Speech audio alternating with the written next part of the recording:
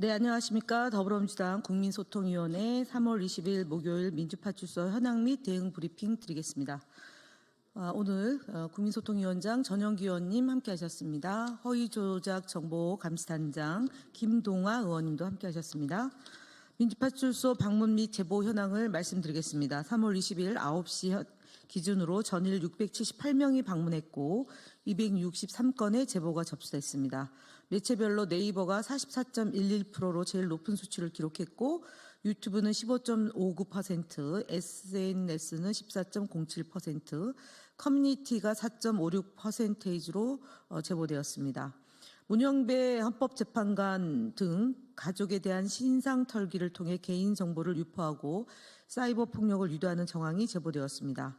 3월 19일 오전 11시 53분 한 온라인 커뮤니티에서는 땡땡 형배 여동생 지원이라는 제목으로 문영배 헌법재판관의 여동생으로 추정되는 인물의 개인 SNS가 공개되었습니다. 해당 게시물에는 문영배 재판관의 가족 이름이 포함된 2009년 경남도민일보 부음기사와 이를 통해 찾은 것으로 보이는 가족들의 개인 SNS 계정이 함께 게시되었습니다. 이는 단순한 비방을 넘어 헌법재판관 가족의 개인정보를 유포하고 사이버 폭력을 조장하는 심각한 행위로 향후 실제 범죄로 이어질 가능성도 우려되는 상황입니다. 해당 글은 약 1시간 뒤에 삭제되었지만 민주파출소는 이미 증거 자료를 확보했으며 이에 대한 대응을 하겠습니다. 또한 3월 17일에는 땡땡 헌법재판관 집주소 수배 요청이라는 글이 게시된 데 이어 3월 19일에는 신남성연대 네이버 카페를 통해 문영배 재판관의 차량 번호와 집주소가 공개되는 일이 발생했습니다. 이러한 행동은 실제 범죄로 이어질 가능성이 큰 만큼 경찰의 신속한 대응이 필요해 보입니다. 정정미 헌법재판관에 대해 중국과 연관짓는 허위 사실이 유포되고 있습니다. 3월 19일 라이트 테라스 네이버 카페에서는 정 재판관의 발음을 문제 삼으며 발음이 너무 조선족 북한스럽다 등의 내용이 담긴 게시물이 올라왔습니다. 같은 날 여러 온라인 커뮤니티에는 정정미 헌법재판관 모교 인근에 하교촌이 있다, 조선족 말투다, 중국인이 한국 대통령 재판하고 탄핵한다 등의 악의적이고 악마적인 허위 사실이 퍼졌습니다. 이는 윤석열 대통령 탄핵 심판과 관련해 헌법재판소를 공격하려는 극우 세력의 전략적인 허위 주장으로 보이며 이에 대한 경각심과 대응이 필요합니다. 마지막으로 네이버 댓글과 라이트 테라스 카페를 통한 허위 사실 유포에 대한 제보가 있었습니다. 3월 19일 네이버 뉴스 댓글에는 더불어민주당 권리당원 가반수가 존비속 살인범, 더불어민주당 여아 강간 살인과 인육 파티 사건부터 보도해라 등 비방과 허위 사실이 담긴 글들이 다수 게시되었습니다. 같은 날 라이트 테라스 네이버 카페에는 한 유튜버가 완주군 입양 아동을 위해 기부한 것과 관련해 민주당 지지하는 좌빨 유튜버가 입양 아동들을 왜 기부할까요? 전 왜 장기 매매랑 하늘이가 기억날까요? 등 정말 어처구니 없는 허위사실과 음모론적 내용이 퍼졌습니다.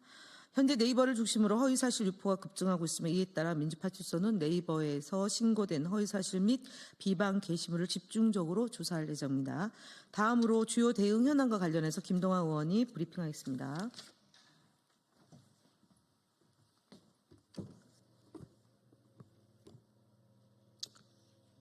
네, 주요 대응 현황 보고드리겠습니다. 조선일보 허위 왜곡 보도에 대한 언중이 제소 계획을 밝힙니다. 조선일보는 19일자 일면 보도를 통해 거대 야당의 줄탄핵으로 현재 헌재 기능이 마비되었다고 주장했습니다. 그러나 이는 통계적으로 전혀 근거 없는 주장입니다. 윤석열 정부 출범 이후 지난해 12월까지 헌법재판소에 접수된 탄핵 사건은 총 13건으로 전체 사건 중 0.02%에 불과합니다. 이는 헌재의 기능에 실질적인 영향을 미칠 수 없는 수준입니다.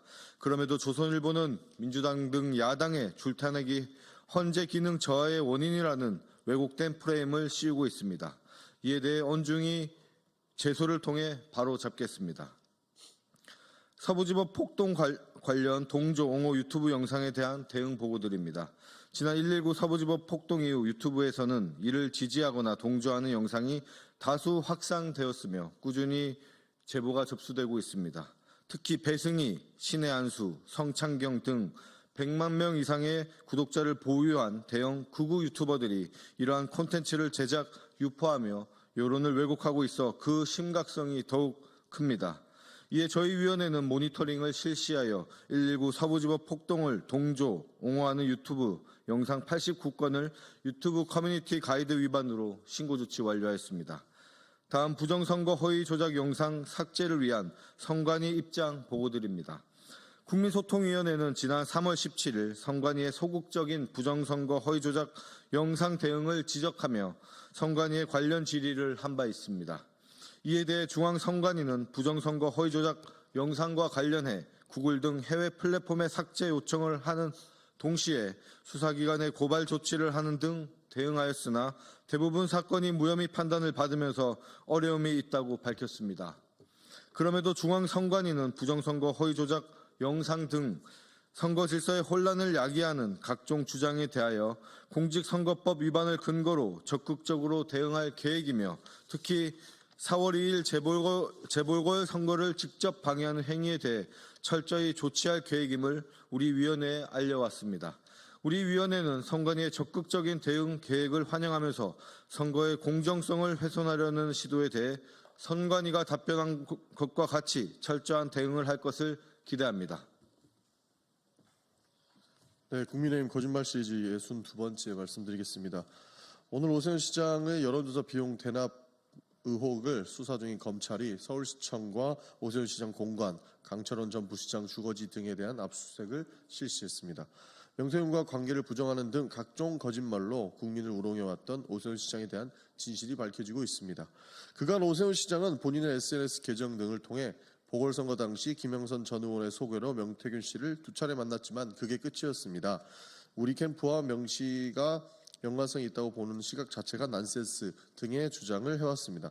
하지만 명태균 씨는 오 시장을 수차례 만났고 오 시장으로부터 나경원을 이기는 조사가 필요하다고 요청받았다라고 말했고 미래한국연구소는 실무를 담당하는 강혜경 씨도 여론조사 설문안을 오 시장에 유리하게 짰다고 밝힌 바 있습니다. 검찰이 수사를 하면 할수록 명태균 씨와 관련된 오세훈 실장의 거짓말의 진상이 밝혀지고 있어 보입니다. 국민을 기만한 오세훈 시장은 법의 철저한 심판을 받아 마땅할 것입니다. 국민의힘 거짓말 시리즈 63번째 바로 말씀드리겠습니다. 63번째의 주인공도 오세훈 서울시장입니다. 오세훈 서울시장은 지난 1월 규제 풀어 민생 살리기 대토론회에서 부동산이 오히려 지나치게 하향 추세를 계속 보일 가능성도 있어 폐지 검토, 당연히 풀어야 한다, 재산 행사를 임시적으로 막아놓은 것 등의 주장을 했고 실제 서울시는 6월 12일 강남권 일부 지역을 토지 거래 허가 구역에서 해지했습니다. 하지만 해제 이후 강남 지역 집값이 폭등하기 시작했고 결국 35일 만에 정부와 서울시가 강남 3구 및 용산구 아파트 전체를 토제 구역으로 확대 지정했습니다. 오세훈 시장의 무능한 거짓, 예측, 얼빠진 행정으로 정부와 서울시의 정책 신뢰도가 완전히 무너졌고 서울 부동산 시장이 변동성만 대폭 커졌습니다. 피해는 온전히 서울 시민의 몫입니다.